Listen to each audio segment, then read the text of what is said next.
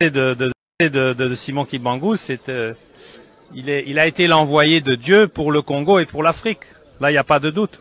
L'importance de connaître Simon Kibangu, c'est de se reconnecter à son origine. Parce que la race noire est la race mère. Et si Dieu a créé l'homme à son image, Dieu est quoi? Si la race noire, c'est la race mère, et que Dieu a créé l'homme à son image, ben il est noir. Mais c'est pas parce qu'il est noir qu'il n'a pas des descendants, ni des envoyés. Et si Dieu est noir, il peut envoyer Simon Kibangu. Moi, je suis blanc, mais je ne peux pas avoir d'enfants noirs. Vous êtes noir, et vous pouvez avoir des enfants blancs. Donc ça veut dire, vous êtes la race mère. Moi, je suis vos descendants. Nous sommes partis de vos descendants. Donc le retour, plus la connaissance de Simon Kibangu va se faire, plus la spiritualité, le premier pouvoir qui a été enlevé au départ parce que vous connaissiez déjà Dieu, mais vous l'avez perdu, vous êtes en train de le récupérer. Mais maintenant, il faut récupérer le premier pouvoir qui est le pouvoir spirituel. Et ça, vous allez le faire à travers vos organisations administratives, juridiques et politiques. C'est d'abord la reconnaissance de Dieu.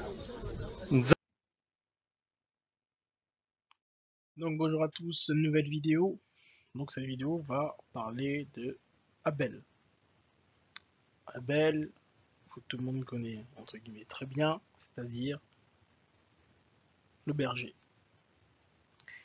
Donc on continue dans la continuité de la généalogie de Moutou, donc la généalogie de Adam. Donc on a vu Adam, on a vu Ève, on a vu Caïn. Donc finalement ça nous donne Kikongo Lingala, Moutou, Ondama, etc. pour Adam, Hawa, Moissi pour Ève, etc. Kana, Koina pour Caïn. Ok. Donc on va voir son frère jumeau, en tout cas le frère qui est venu juste, en tout cas le frère jumeau, oui c'est son frère jumeau, mais le frère qui est venu juste après Caïn, donc son frère jumeau, c'est Abel. Donc on va voir dans cette vidéo que signifie Abel, mais en même temps donné, il faudrait se poser la question, pourquoi Abel? En tout cas, c'est la question qu'il faudrait également se poser, c'est pourquoi Abel n'a pas duré, entre guillemets, longtemps, car il fait juste une brève apparition par rapport à Cana, qui lui reste un peu plus longtemps dans le récit, on va dire ça comme ça. En tout cas, il reste longtemps au premier abord, mais on va s'apercevoir, vous allez voir dans une vidéo, vous allez s'apercevoir que Abel, en réalité, c'est un nom, en fait, qui nous suit finalement du début jusqu'à la fin. Donc là, ça va être très très intéressant de regarder cela. Comme quoi, si vous lisez cela en français, forcément, vous pensez que Abel est un personnage, entre guillemets, on va dire, ça a été un prophète rapide, si on peut dire ça comme ça. C'est un prophète rapide. Donc c'est pour ça que dans on va dire, dans la communauté chrétienne, et même comme dans la communauté musulmane, Abel, il n'y a pas beaucoup de personnes qui en parlent. Mais en réalité, vous allez voir que Abel, c'est le personnage, en tout cas, c'est le personnage, l'un des personnages les plus importants finalement, bibliquement, comme coraniquement, comme hiéroglyphiquement, car son nom, en fait, vous indique le commencement de quelque chose. Ok? Donc ça, on va voir dans notre vidéo. Donc, toujours le même récapitulatif, comme d'habitude. Donc là, c'est l'étymologie. Donc vous avez l'habitude avec nos vidéos. Donc l'écriture proto-sinaïtique est égale à l'écriture hiéroglyphique. L'écriture proto-sinaïtique, c'est l'hébreu moderne, l'arabe moderne, le grec, le latin, etc. Le japonais, peu importe ce que vous utilisez. Et tout ça dérive des écritures hiéroglyphiques, c'est-à-dire l'écriture des consonnes, c'est-à-dire, nous avons vu que c'était les langues africaines. D'où, bien entendu, comme d'habitude, les niveaux. Donc, niveau 0, l'écriture africaine, niveau 1, l'écriture biblique, niveau 2, écriture coranique, niveau 3, grec, latin, etc. Ok, donc là, comme d'habitude, ce sont des niveaux que je me suis permis, bien entendu, de schématiser. Ok. Donc c'est pas vraiment là. Vous pouvez mettre l'ordre coranique ici, l'ordre biblique ici, etc. Donc ça n'a pas vraiment d'importance, mais c'est juste pour essayer d'avoir une structure dans la manière de raisonner. Et donc on vous fait quelques rappels. Donc le K égale le G, H, L, R, Q. Donc quelques exemples on vous donne. En plus, si vous regardez nos vidéos, vous avez l'habitude. Donc Kadhafi en français se dit Gaddafi en anglais. La rivière de Ruvironza, parfois appelée la rivière de Louvironza, le R égale le L. CSK, donc Congo, Congo. François, quand on dit François, vous voyez bien que le C appelé soi-disant le CCD, en tout cas en français c'est le CCD, mais finalement le CCD, le C et le S, ça tourne autour tout simplement, donc le C est égal le S. Donc, et là je vous donne quelques exemples, caca, caca, caca, bref, c'est vrai que cet exemple il est un peu hardcore, mais c'est pour vous dire que si vous demandez à un enfant de vous écrire, entre guillemets quelqu'un, en tout cas un enfant qui n'a pas encore, en tout cas qui connaît, en tout cas qui sait parler, mais lorsque vous lui disiez d'écrire, il peut écrire caca de ces différentes manières-là. Donc vous voyez bien que le son est le même, donc K égale le C égale le Q, etc. Donc DS, TZ sont on connaît. Donc information, donc le T et le S, donc Yezu, Yezu, Ihu, ici. Donc vous voyez bien que le H est égal le Z est égal également le S, donc le S, le Z et le H, ça en fait ça désigne simplement Jésus. Donc ça c'est une vidéo qu'on a déjà faite. Donc là ensuite je me répète un peu, mais HST, exemple, quand vous dites tiens, tiens, donc quand vous dites il tient, quand je dis je tiens, vous voyez bien que le S et le T, c'est comme s'ils étaient muets, c'est comme s'ils étaient absents, et donc le T et le S ne se prononcent pas, c'est comme si c'était un H muet. Donc NBH, donc ça c'est comme d'habitude les nasales, coco, coco, bana, moana, donc le B égale le M, pompier, en français quand on dit pompier, nous on dit pas pompier, on dit pompier. Vous voyez bien que le M est égal le N, en sachant que le N est nasal, donc c'est pour ça qu'ici vous avez une coco, on peut dire une coco, quand on peut dire coco en lingala, qui veut dire l'ancien. Ok. Donc c'est pour ça que lorsque vous voyez par exemple un footballeur comme Kylian Mbappé, le MB, c'est pour ça que lorsqu'on ramène cela ici en Europe, entre guillemets, beaucoup de gens ont du mal avec cette prononciation d'avoir deux consonnes bien sûr mais qui se suivent. Donc quand vous voyez MB, MP, etc., ils ont comme le chanteur Mpassi par exemple, Passy, et les personnes ont du mal car en fait le M, le P, le MB, tout ça en fait est confondu. Mais bref. Donc ici quelques exemples, ici PVWF, ici donc vadeur, faveur, pater, wagon. Bon bref. Donc ça c'est bien sûr c'est ce qu'il faut savoir, c'est l'étymologie, c'est à l'origine il n'y a pas de voyelle. Donc ce qui nous intéresse ce sont les racines consonantiques. Et ensuite, quand vous avez les racines consonantiques, il faut également vous concentrer sur l'étymologie, c'est-à-dire l'art de passer une langue à une autre. Et ensuite, vous remontez, vous faites vos recherches. Et on a vu que c'était tout simplement les écritures africaines, c'est-à-dire que les Africains ne se rendent même pas compte qu'ils parlent en fait les langues originelles, c'est-à-dire ce que j'appelle les langues de niveau 0, c'est-à-dire les langues mères, entre guillemets. Entre guillemets, c'est la vérité. Donc ici, on vous a fait un arbre généalogique. Donc, Adam ici, donc Mobutu Undama, Congo Lingala. Donc, vous voyez bien que la racine DM ici est respectée. Donc ici DM, donc Undama, Mobutu également. Car ici, on sait que le D est égal de T, hein, et le M égale le M. Donc ici, en plus, on est en hiéroglyphe, donc MT est égal également à TM. C'est la même chose, gauche-droite, droite-gauche, au milieu à droite, au milieu à gauche, vous avez l'habitude.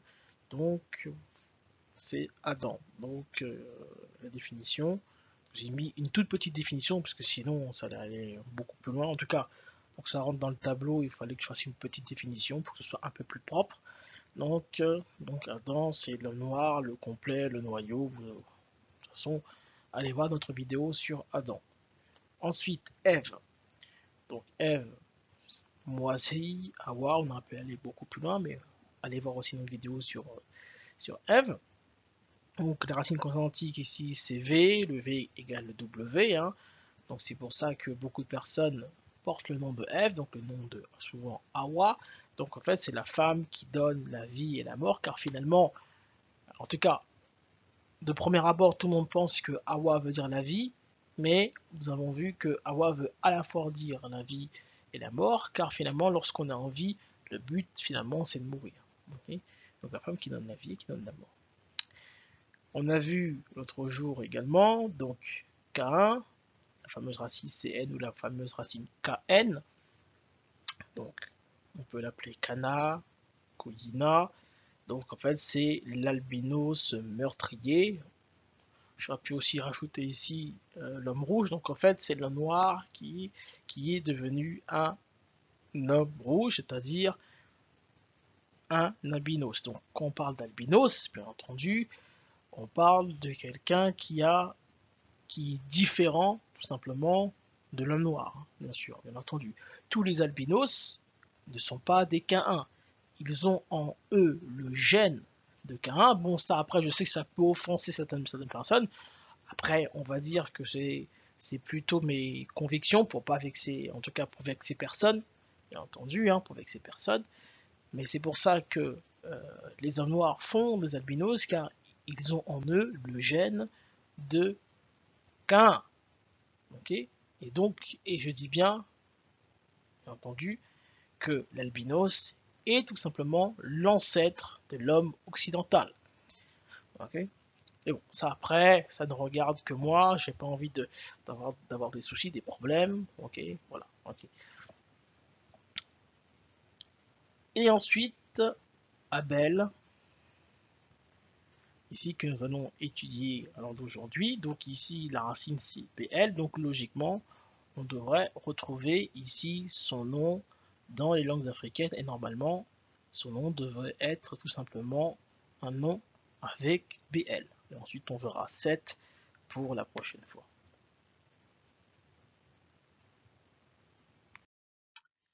Donc, on va voir que veut dire Abel. Donc, comme d'habitude, on va rechercher directement son nom dans la Bible. Que signifie Abel?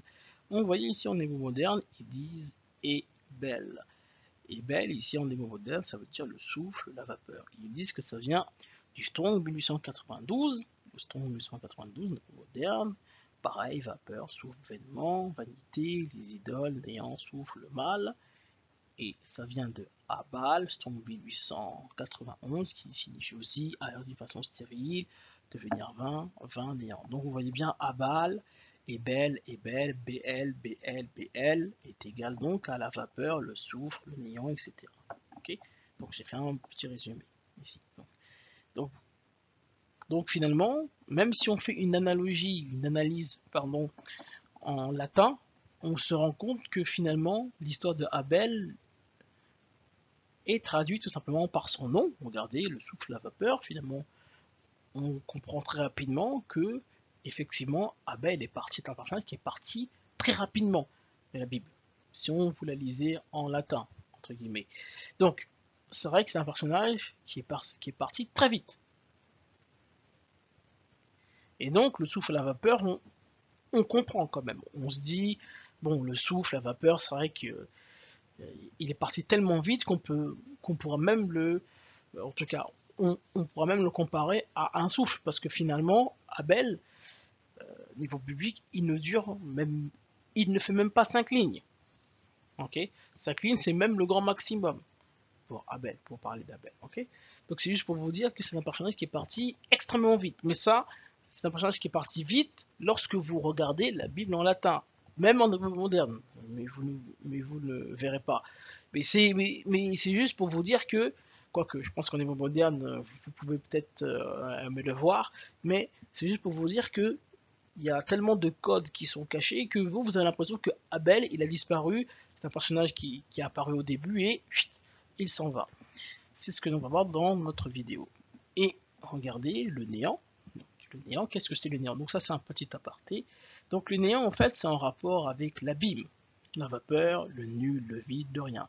Donc ici, si on fait une toute petite analyse rapide, même pas dans les langues africaines, on se rend compte que le néant, l'abîme, la vapeur, le nul, le zéro, signifie en fait que Abel finalement, rien qu'en regardant son nom, on se rend compte que Abel en fait signifie finalement le nul, c'est-à-dire le commencement, signifie en fait le zéro, c'est-à-dire l'origine. Zéro, c'est le début. Ok.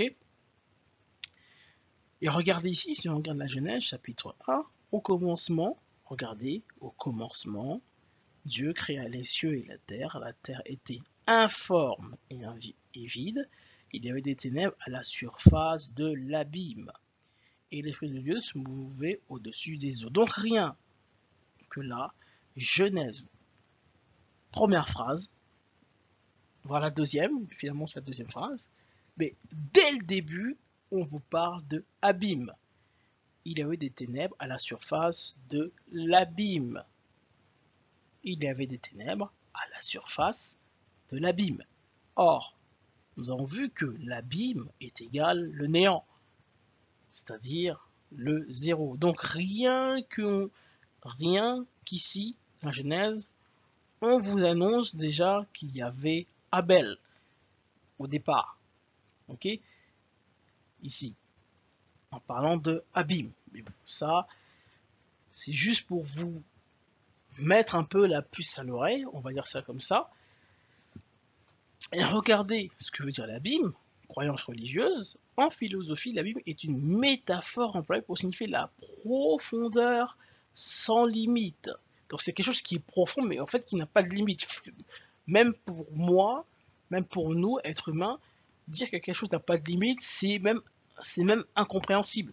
Dire que dans un puits, par exemple, si vous regardez un puits, dire que un puits n'a pas de fond, dans notre esprit, c'est un peu particulier. C'est quelque chose qu'on n'arrive pas trop à imaginer.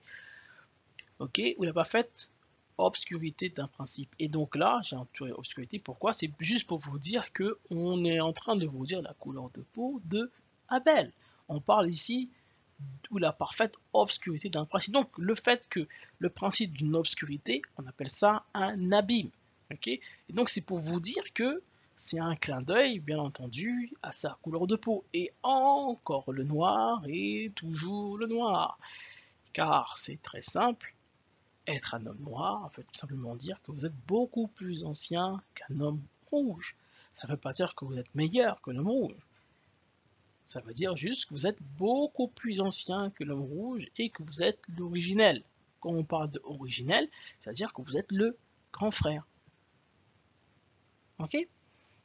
L'homme noir n'est pas supérieur à l'homme rouge, comme l'homme rouge n'est pas supérieur à l'homme noir. C'est pas ce que nous disons sur nos vidéos. Nous disons juste que l'homme noir est le premier. L'homme noir peut engendrer l'homme rouge, mais pas l'inverse. Ok? Et tout ceci, l'abîme, le néant, le nul, le zéro, on est en train de vous l'expliquer. Mais là, vous voyez bien qu'on est juste allé en français, juste en latin. On n'est pas rentré dans les langues africaines, juste en faisant des petites analyses comme ça. Mais vous voyez qu'on va déjà extrêmement loin, sans même traduire. Ok? Donc c'est juste pour vous dire que il n'y a pas besoin d'être forcément entre guillemets noir ou africain ou entre guillemets brésilien, etc. pour comprendre tous les principes bibliques. Si vous êtes ouvert, bien sûr, à la recherche, et si vous êtes à la recherche, entre guillemets, de la vérité, vous verrez que, après, effectivement, pour aller encore plus loin, ce sont les langues africaines qui vont vous apporter, bien sûr, le plus. Bien entendu, ça, il n'y a rien à dire, puisque, bien sûr, tous ces livres saints sont codés par les langues africaines, certes, mais vous avez bien vu qu'on a fait juste une analyse en français-latin. Ça ne nous a pas vraiment coûté extrêmement. En tout cas, ce fut pas très long pour arriver à dire que finalement, Abel, c'est le zéro. Ok, donc c'est le commencement. C'est le commencement de quoi? Vous allez comprendre beaucoup plus tard dans la vidéo.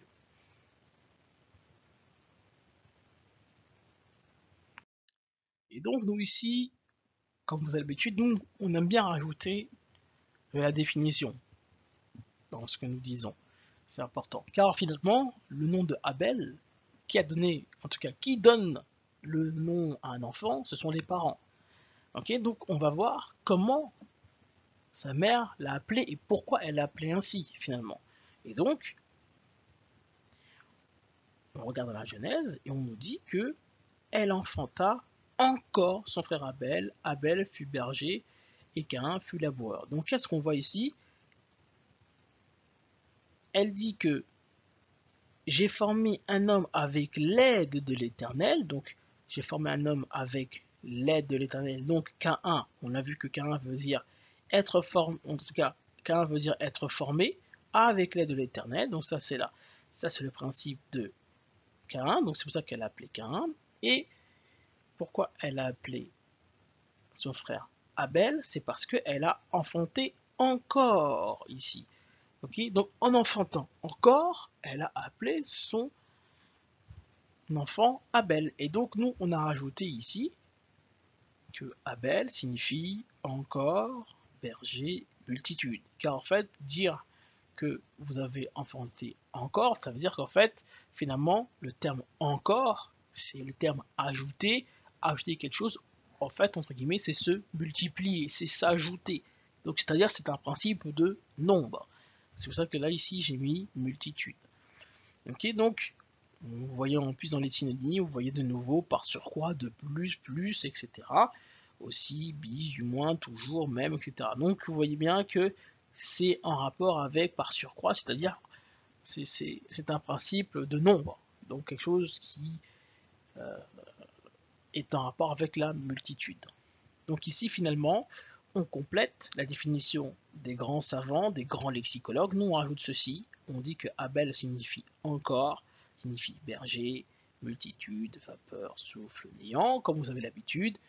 Bien sûr, nous sommes en hiéroglyphe. Tous les mots qui sont autour du mot que vous le recherchez signifient simplement que dans les langues africaines, c'est-à-dire que le berger est égal à Abel. Vous allez voir que le terme berger veut dire finalement également Abel. Mais si vous lisez ça en latin, jamais vous ne le verrez. Jamais vous le verrez. Et c'est pour vous dire que la Bible, le Coran, etc., les hiéroglyphes, tout ce qui est ancien, tout ça, ce sont des codes. Ce sont des codes lorsque vous utilisez la bonne langue. Bien entendu, en époque moderne, jamais vous avez pu imaginer que le terme Abel veut dire berger. Pour vous, Abel est un berger, point barre, mais berger est égal à Abel. Okay, nous sommes en hiéroglyphe. Et donc finalement, ici, le niveau 1, l'hébreu moderne, le latin, c'est Abel. Vous voyez ici, Abel, donc la racine BL. Et nous, on va rechercher dans les langues africaines.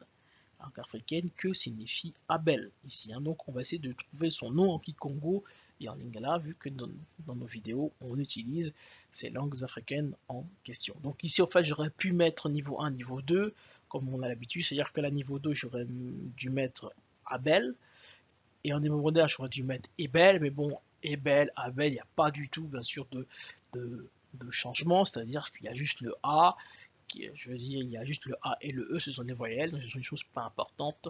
Donc c'est pour ça que j'ai mis l'hébreu moderne et le latin en même temps. Ok. Donc voilà. Et donc là, on rentre directement dans le vif du sujet. On rentre dans le vif du sujet, on va chercher simplement en Kikongo Lingala directement que veut dire Abel, car en fait finalement vous allez voir que Abel c'est un nom très simple à comprendre, très simple.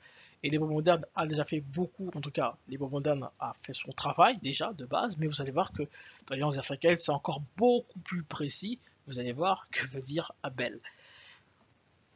Et vous allez voir que nous confirmons, ça confirme ce que dit l'hébreu moderne et ça va encore beaucoup plus loin.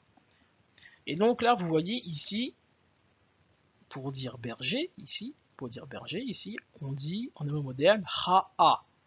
Ra'a. Ra'a veut dire berger. Okay, on verra beaucoup plus tard que signifie, en tout cas, d'où vient ce nom Ra'a en Kikongo ou en Lingala, par quoi on peut le remplacer, mais bon, ça, entre guillemets, on va dire ça, c'est le premier niveau. Ok, ça, c'est le premier niveau. C'est-à-dire, rechercher pourquoi les mots modernes disent Ra'a, que signifie Ra'a en Kikongo Lingala. Ou voir toutes les langues africaines, bien entendu. Et donc, vous voyez ici que Ra'a, ici, ça veut dire être berger, soigner, nourrir, faire paraître, conduire, diriger, berger, etc., dépouiller, etc. Ok, donc ici, Ra'a, nourrir, conduire, diriger, berger, être lié, etc., dépouiller. Donc ça veut dire Ra'a.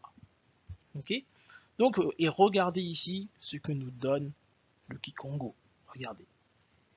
Ici, nous avons la racine consonantique BL. Buela, buela. Regardez ce que ça veut dire. Augmenter, ajouter, donner davantage, faire bonne mesure, mettre par-dessus, annoncer, refaire quelque chose, recommencer quelque chose, reprendre à nouveau, redoubler, récidiver de nouveau, encore. Oh là là. On n'a pas cherché vraiment loin, juste en cherchant le terme encore, regardez ici la signification de Buela. Et comme par hasard, Buela a la même racine que Abel.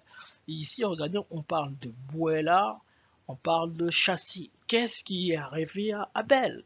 Abel a été chassé par Cain. Vu que Cain l'a tué. Regardez ici, chassé. On vous explique. Et ici, regardez, Buela, ça veut dire aussi salutation, parole de bienvenue. Mes salutations. La parole de bienvenue, ici, qu'est-ce qu'on est en train de nous dire? C'est que Abel, finalement, même si Abel a été chassé, a été tué par son frère, on nous dit que Abel veut dire aussi salutation et veut dire la parole de bienvenue. C'est-à-dire, Abel aussi signifie également le bonheur. Même s'il est mort, on est en train de nous dire que Abel a eu toutes les salutations et toute la bienvenue, tout simplement, en tout cas, toutes les salutations et la bienvenue, tout simplement, de Dieu. Voilà, malgré qu'il soit mort très rapidement. Ici, regardez, voilà, bande, troupe, donc quelque chose de multiple, quelque chose qui s'ajoute, en tout cas quelque chose qui vient en nombre, entre guillemets, et donc regardez Bouelama, s'ajouter, Bouélé, pauvreté, donc ici regardez Bouélé, pauvreté, ici Bouélé, pauvreté, donc pourquoi on nous parle de pauvreté? Donc ça on verra bien sûr plus tard dans nos diapos, pourquoi ici on nous parle de pauvreté. Donc regardez Bouélé, pouvoir, est permis, peu, et regardez ici, voilà, être chef, diriger, conduire, gouverner. Et regardez ici, conduire, diriger. Ici, regardez, berger. Ra'a, voilà. Voilà, c'est-à-dire que le terme berger. Donc, Abel, voilà, fut voilà. Abel fut berger, berger, Abel. Donc, voilà, fut voilà. Donc ça, en fait, pour regarder, ça c'est le niveau, entre guillemets, en tout cas, c'est pas entre guillemets, mais ça c'est le niveau supérieur. C'est-à-dire, c'est le niveau originel.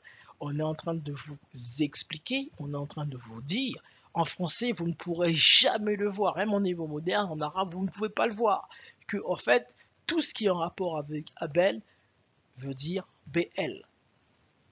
Et regardez, en niveau moderne, eux, ils disent Ra'a. Tout ça, ce sont des sens cachés.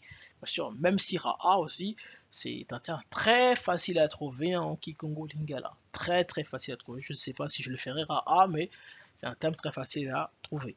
Pourquoi ils ont utilisé aussi le Ra'a ici? Et regardez ici, voilà, donc il suis déjà fait ici, voilà, donc ici le nom d'une eau. Le nom d'une eau, c'est voilà, donc Abel. Ici, vous avez Bola, ramasser, Bola, élever un enfant, Boula, blessure, écorchure, découper, faire avec un couteau, une écorce, la plaie, etc.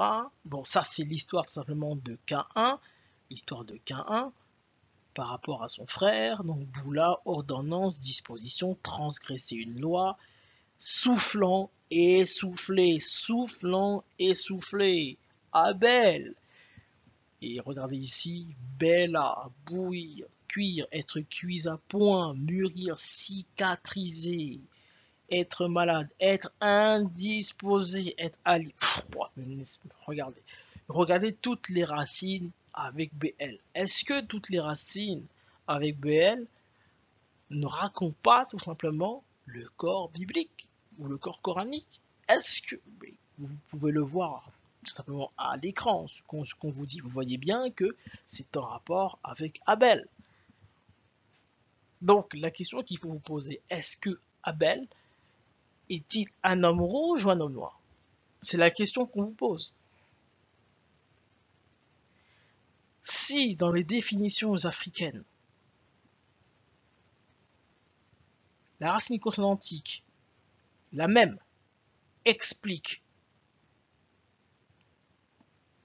le Ra'a, même si on n'a pas vu le Ra'a, mais explique la Bible, le Coran, qu'est-ce que vous voulez qu'on vous dise? Je vous le répète, qu'est-ce que vous voulez qu'on vous dise? Là, vous voyez bien à l'écran que BL signifie appel. Et donc, Bouela, Boila, Boula, Bella, Belle, pardon, Belle, BL, pardon, c'est Abel. Tout simplement, vous voyez bien qu'on n'a pas cherché très longtemps, juste en recherchant juste sa définition, on a trouvé son nom dans les langues africaines. Donc ici, on est parti un peu plus loin. Ok, donc Abel, c'est très rapide. Donc on a vu que Abel, en fait, finalement, Abel signifie le zéro. Ok, donc ça signifie en fait le commencement. Ok, et ce commencement-là, en tout cas, Abel, le commencement, et ce commencement-là, on nous dit c'est la multitude. C'est le chef, c'est le berger, celui qui va se multiplier. Ok, donc ici, nous savons que le L et le R est égal à radio. Pardon, le L est égal au R. Donc ici, on vous a donné l'exemple, radio. Ici, on a l'adio en égal. Et si on fait les racines consonantiques, donc vous voyez bien que BL, la racine consonantique BL, est égale à BR, qui nous donne Hébert. Hébert. Et Hébert, si on va un peu plus loin, Hébert, en fait, signifie l'hébreu. Hébreu. Est-ce que vous avez compris? Nous répétons. La racine consonantique, c'est BL. Nous savons que le L est égal au R. Ça donne ici BR. Et si on rajoute les voyelles, en fait, ça donne Hébert. Mais Hébert est un personnage biblique. Hébert. Et nous savons que Hébert veut dire, regardez, Hébert ou hébreu. Hébreu. Hébert veut dire hébreu. Et donc finalement, Hébert et Abel, en fait, ont le même nom. Je parie que vous ne le savez pas. En fait, Abel porte le même nom que Hébert. Et Hébert veut dire l'hébreu. Souvenez-vous, on vous a parlé de pauvreté avec Bouela. On a dit Bouela veut dire également pauvreté. Pourquoi on dit pauvreté? Et là, vous avez clairement la réponse. Car nous savons très bien que dans la Bible, l'hébreu, en fait, c'est celui qui est pauvre. C'est l'esclave de l'Égypte. Ok, donc c'est le pauvre, entre guillemets, de l'Égypte. Et donc là, on vous explique, et encore, si vous voyez bien que c'est un sens caché, là, on est en train de vous dire l'autre côté, la région au-delà. Donc l'autre côté, donc c'est quoi l'autre côté finalement? Bah, l'autre côté, finalement, c'est quoi? Finalement, nous avons vu que Abel a été tué par son frère. Donc, vu qu'Abel a été tué par son frère, il est parti de l'autre côté. Donc, il est plus resté sur terre, il est parti au-delà. Il est parti dans l'au-delà. Et regardez ici la région au-delà. Donc en fait, la région au-delà, finalement, c'est la région de Dieu. Donc en fait, on est en train de vous expliquer qu'en fait, Abel est monté au ciel. Donc, en tout cas, être de l'autre côté, quand on parle ici, regardez, hébreu, on expliquera que veut dire le terme hébreu, mais vous l'avez déjà compris que en fait finalement le terme hébreu veut dire Abel, c'est-à-dire s'ajouter, c'est-à-dire berger, c'est-à-dire se multiplier, c'est-à-dire la pauvreté, etc., etc. Donc en fait, ici, être hébreu, en fait, ça veut dire être Abel. Donc être hébreu, c'est être Abel. Et donc ici, on voyait balayer, voyager, émigrer, quitter son territoire, s'évanouir, périr, cesser d'exister, devenir invalide. Ben, ça, c'est quoi ça? Ça, c'est quoi ça? Bah, c'est la définition de Abel, tout simplement. Ici, périr, cesser d'exister, devenir invalide, c'est qui? Bah, c'est Abel, tout simplement. Donc, en fait, hébreu est égal à Abel. Et donc, le combat de Caïn vs Abel, donc en fait, finalement, c'est l'étranger vs l'hébreu. L'étranger vs l'hébreu. Tout le monde pense que l'hébreu est arrivé en Égypte. En tout cas, le combat entre l'Égypte et l'hébreu se fait lorsque, en tout cas, lorsqu'on parle de la définition, en tout cas, lorsqu'on parle de l'histoire de Moïse. Okay, c'est là que le roi d'Égypte commence entre guillemets à s'énerver parce que les Hébreux étaient extrêmement nombreux, donc il voulait tout simplement les faire périr. Mais en fait, ce combat en question commence déjà à l'histoire de Cana, à l'histoire de Caïn, tout simplement. Ok, donc en fait finalement c'est ce combat, je le répète bien, en fait le combat de Caïn vs Abel finalement c'est l'étranger vs l'hébreu, c'est-à-dire l'étranger c'est celui qui n'est pas avec Dieu contre celui qui est avec Dieu. Donc hébreu, en fait être hébreu finalement c'est être avec Dieu. Donc c'est pour ça qu'ils disent ici la région au-delà, l'autre côté, bah, l'autre côté c'est quoi? C'est l'autre côté, c'est le côté de Dieu, tout simplement. Et donc ici, par généalogie, c'est finalement, c'est le riche, donc l'étranger, le riche vs le pauvre, c'est-à-dire le forgeron. Donc le forgeron c'est celui qui conçoit, c'est celui qui forme, c'est celui qui réfléchit, entre guillemets, vs en fait l'esclave finalement. Donc, à l'heure d'aujourd'hui, par exemple, nous savons que les esclaves, en fait, sont l'Afrique, l'Amérique du Sud. Tous ceux qui possèdent des richesses de sous-sol quasi infinies sont exploités par les étrangers. Donc, finalement, par analogie, c'est très simple, l'étranger, c'est l'homme occidental. Le riche, c'est l'homme occidental. Le forgeron, c'est l'homme occidental. L'homme noir, c'est l'hébreu, c'est le pauvre, c'est l'esclave. Donc vous voyez, on n'est pas allé très très loin pour Abel, entre guillemets, on n'est pas allé très très loin. Son nom est extrêmement facile à comprendre, mais en même temps on est un peu difficile, car finalement, les gens ne se rendent pas compte que Héber veut également dire Abel. Héber, hébreu, ok?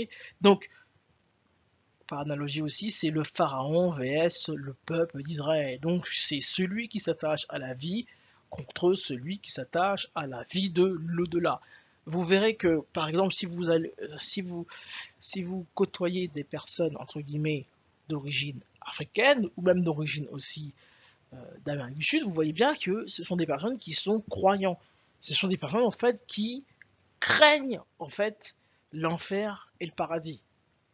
Ils sont toujours, en fait, même si dans leur comportement, entre guillemets, ils sont pas, on va dire, cohérents, mais ils ont toujours la crainte, ils parlent toujours de Dieu, toujours. Alors que l'étranger, c'est-à-dire l'homme occidental, lui, Dieu, il est toujours en second plan. Toujours en second plan. Pas toujours, mais de manière générale, il est en second plan. Okay, donc c'est juste pour vous dire que, voilà, pour Abel, c'est-à-dire l'origine, c'est-à-dire l'hébreu, tout simplement, c'est-à-dire l'étranger, en tout cas pas l'étranger, c'est-à-dire le pauvre, l'esclave, donc celui qui est au-delà, donc en fait c'est celui qui monte forcément vers le ciel, c'est-à-dire celui qui est tout simplement avec Dieu. Donc déjà la conclusion sur Abel, donc ça a été très simple et on va dire c'est un mot très simple à comprendre, Abel. Donc niveau 0 finalement on a trouvé donc Bouela, Bella, Boula, Bola, etc. Donc là c'est langues africaines, le niveau 0 et niveau 1, Abel, hébreu moderne, latin. Donc vous voyez bien que dans les langues africaines, nous avons bien le fameux BL, c'est bien respecté et ça explique bien le terme ici Abel. Également ici, hein, donc, ok. Donc à partir de maintenant, vous allez voir maintenant, en tout cas vous allez voir. Maintenant nous allons l'appeler Bouela, Bella, Abel. Donc finalement, le combat du roi d'Égypte vs Moïse, finalement, ce combat avait déjà été enclenché entre Caïn et Abel. Donc en fait, si vous regardez bien la Bible, ce ne sont que des combats comme cela. C'est-à-dire, il y a toujours quelqu'un qui n'est pas content par rapport à l'hébreu, etc. Mais ça, en fait, c'est depuis la base. C'est la base. C'est pour ça que le terme hébreu est un terme important.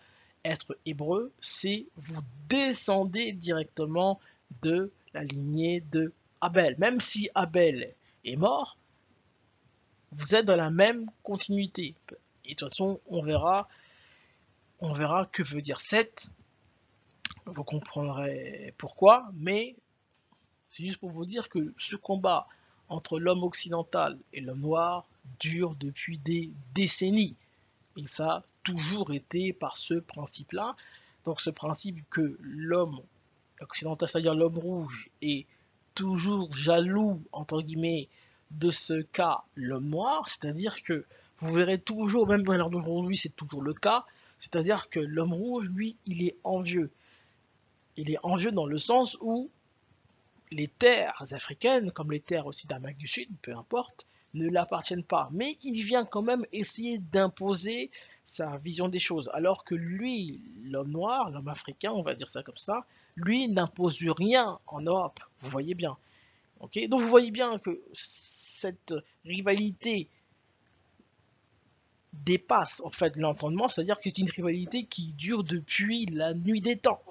Donc, tous les hommes rouges ne sont pas tous des Caïn, bien entendu, hein, et tous les hommes noirs ne sont pas des Abel, bien entendu, il y a des hommes noirs qui sont comme Caïn, il y a des hommes rouges qui sont comme Abel, ok. Mais c'est juste pour vous dire par analogie que ça remonte depuis la nuit des temps, ok. Donc j'espère que la vidéo vous a plu. Je vous dis à la prochaine.